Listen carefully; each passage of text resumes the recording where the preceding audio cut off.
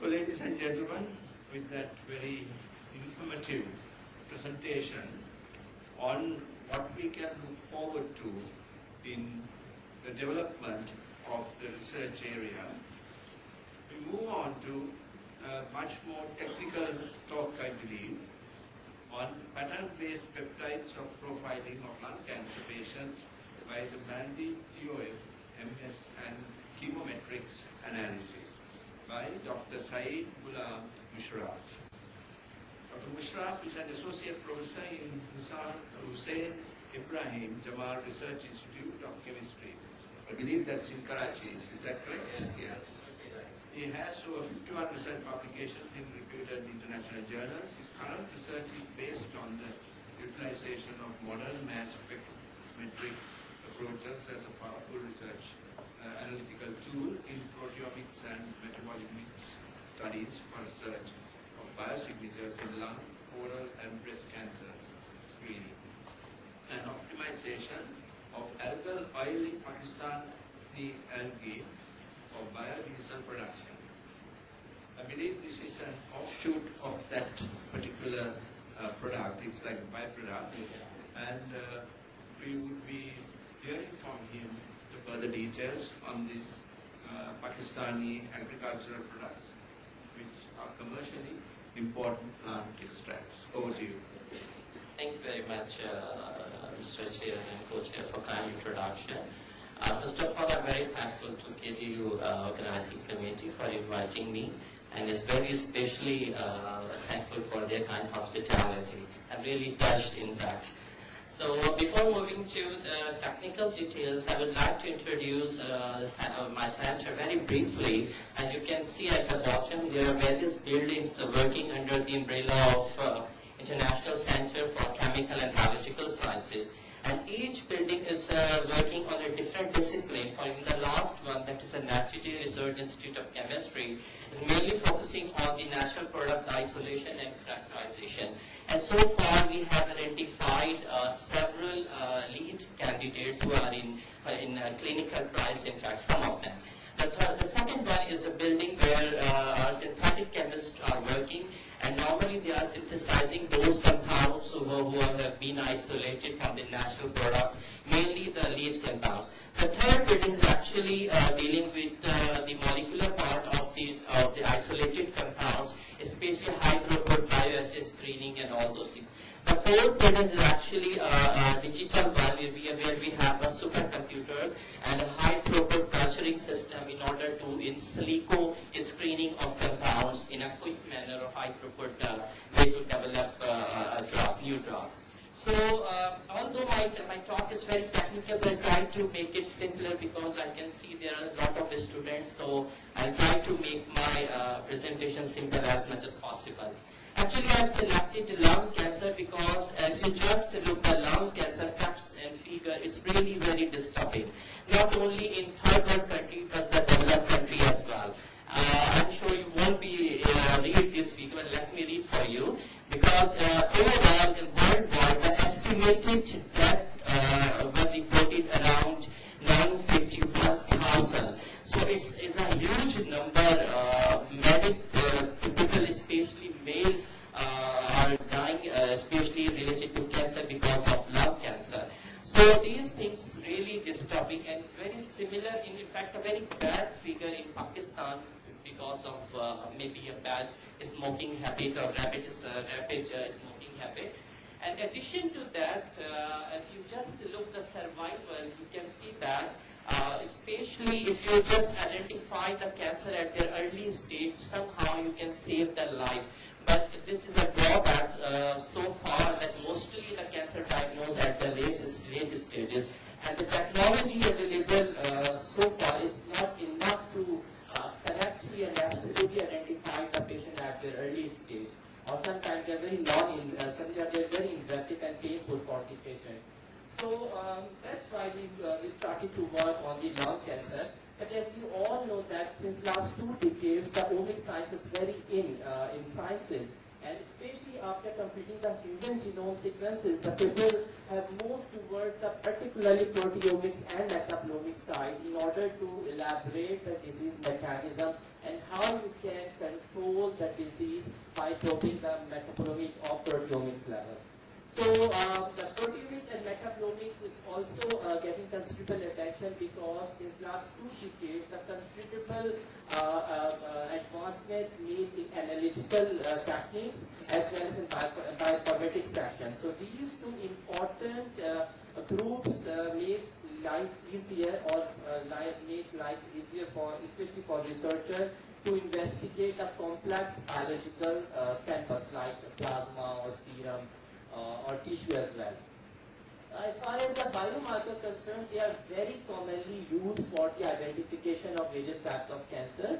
There are various proteomics biomarkers have already been approved by the FDA, and they have already been used for the various purposes like monitoring drug therapy, screening, diagnosis, and they have different type of specificity and sensitivity level. Although there are some biomarkers for lung cancer as well, but so far there is no specific biomarker approved by FDA. So it's an important area where people work together and to find out something useful.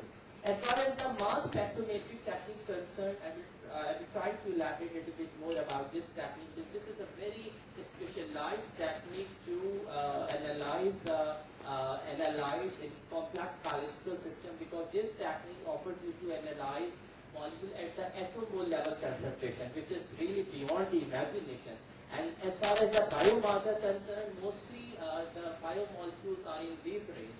So only the mass technique is the technique which gives you the answer, especially for the analyzed who are in low concentration. But especially the biomarker pattern identification, there are two different approaches. In one approach, you need to identify the responsible compounds who is specific for particular disease or particular cancer. Another approach which is a pattern-based approach. This approach is something like similar to your fingerprint. Like everyone have their own fingerprint. You don't need to read what these lines mean, but you just need to recognize whether it is specific to this person or not.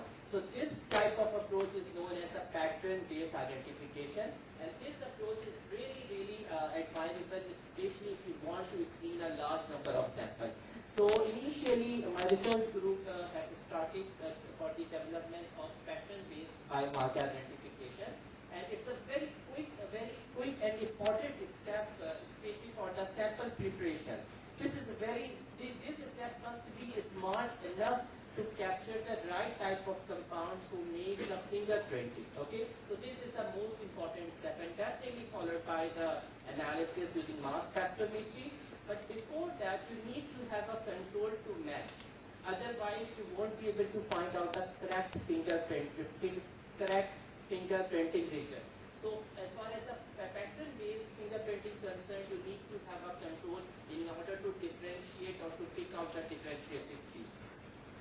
Okay, so we have started with initially gel-based approach, the simply SDS-based analysis, and now you can see in the comparison with the male smoker, because we have selected the smoker as an intermediate. Because most of the cancer patients have common smoking history. Although it's not a single reason to be to have a lung cancer, but one of the major reasons. So we have noticed that in the cancer plasma there are several peptides who are lying at the low mass region. So then we have selected a very smart strategy, which is known as the magnetic bead technology.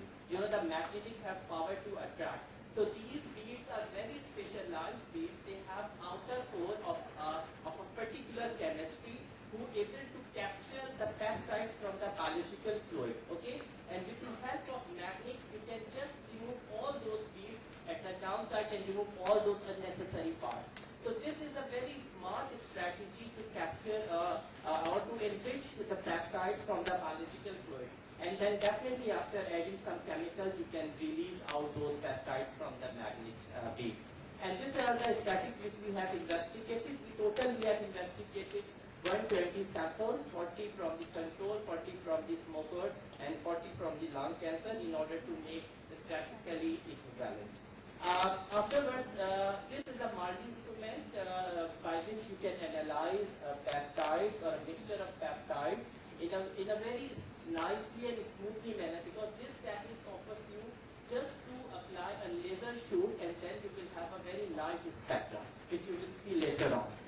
MARDI approach is a very promising approach, especially for the development of development of diagnostic pattern. And now you can look. These are the three of them, because we have analyzed 40 for healthy spectra, 40 smokers, and 43 of them looks very similar. It's same as in smokers. If you just look, they look very similar. In cancer, they also look very similar.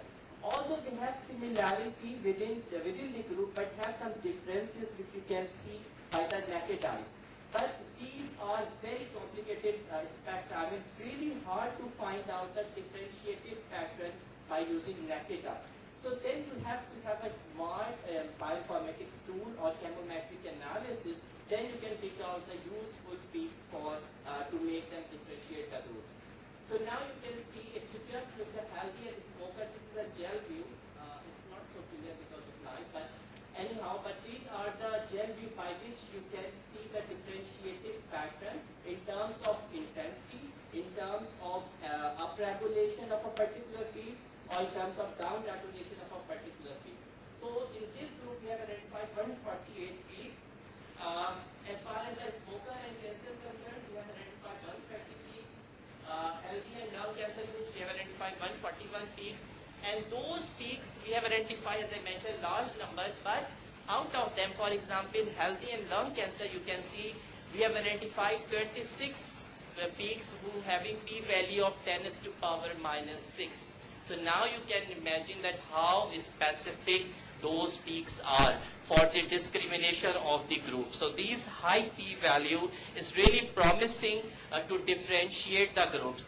Addition to that, we have subjected those data to various statistical model, and you can see that there are 4 different statistical models, and mostly like SSN statistical model showing the recognition capability of 100% and the validation capability of 96%. In fact, all of them, they are very close in terms of their recognition capability and the validation capability.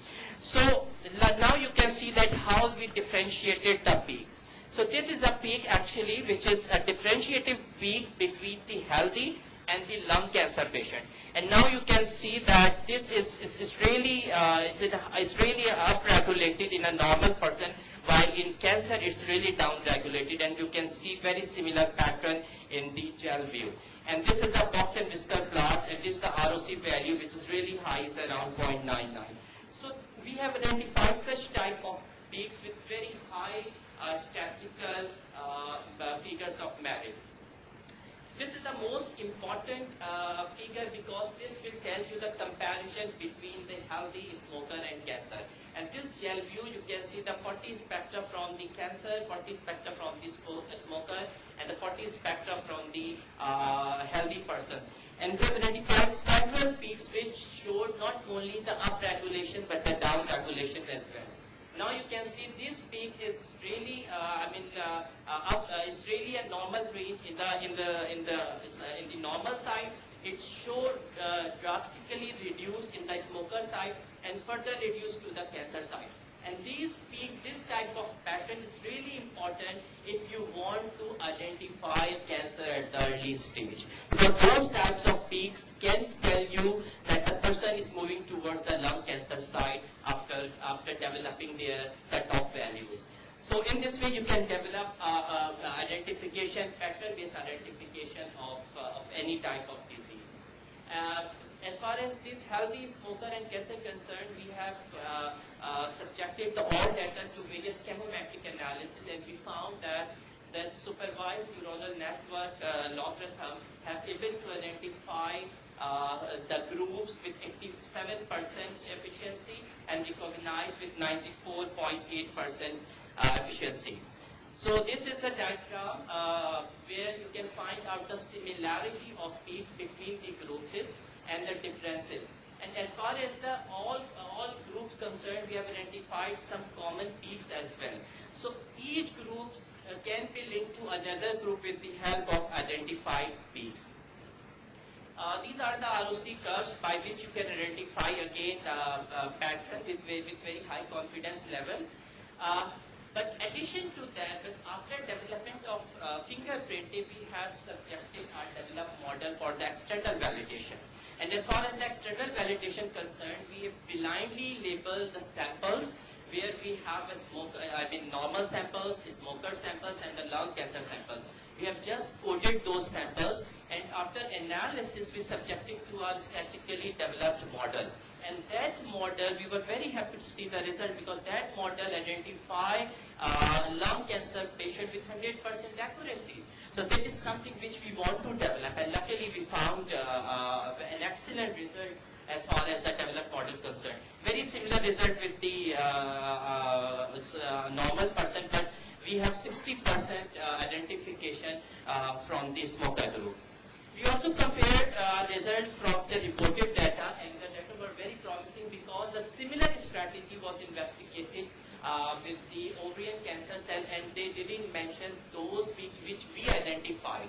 Means that those peaks are not specific to cancer, but highly specific to lung cancer, because sometimes because of inflammation, they produce some biomarker which is not cancer specific, but a disease specific in general. So our identified peaks were highly specific for the lung cancer patient, especially NCLC. I'm talking about NCLC. So in conclusion, that we have identified or developed a model which has the capacity to identify the healthy and smoker with 85% validation and 96%.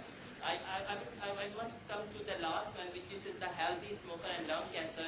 So we have developed a model by which you can identify 87 with 0.4% and 97.8% recognition capability. And with the help of these two peaks, we can differentiate these three groups, healthy smoker and lung cancer, with the p-value of 10 to power -6 and the ROC value of 0.99. So we have developed a differentiated biomarker pattern with the specificity of 75% overall and sensitivity with 100%. And this paper is recently published in Biomarker. I'm very much thankful to Professor Taur Rahman and Professor Iqbal Chaudhry, because these two are the person who really provided such a lavish facility, to analyze or to work with. And Dr. Nagma Hashmi is my former PhD student who worked on lung cancer. And Dr. Nadeem Bidri, Dr. Smas, my collaborator from hospital, who provided me the sample. And this actually work is funded by Pakistan Science Foundation. And this my mass spectrometric research group was working on different directions of mass spectrometric application. Thank you very much. I'm sure I am on time. Thank you.